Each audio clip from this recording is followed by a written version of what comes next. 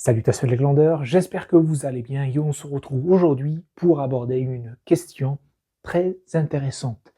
J'ai reçu une question sur mes réseaux sociaux par rapport aux connaissances scientifiques du prophète Mohammed alayhi salatu wassalam.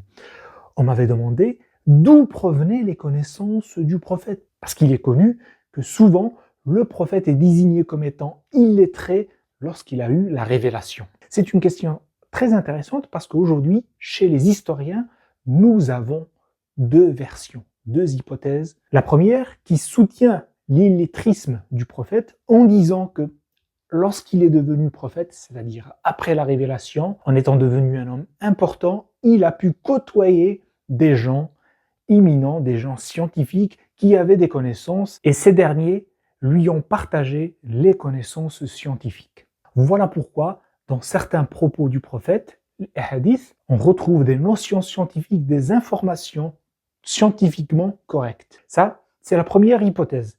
La deuxième hypothèse, qui est aux antipodes de la première, disent que non, le prophète n'était pas illettré, loin de là. C'était quelqu'un qui maîtrisait la langue arabe, il savait lire et écrire la langue arabe, puisque il était un marchand et durant cette époque, il fallait maîtriser la langue arabe pour pouvoir négocier avec les autres marchands, notamment lorsqu'on se déplaçait. Et le prophète, avant ses 40 ans, était un marchand et il se déplaçait énormément dans la péninsule arabe.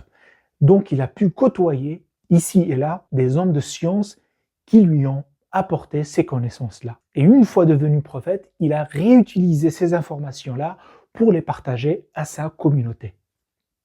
Ceci est la deuxième hypothèse. Maintenant, laquelle est vraie, laquelle est fausse?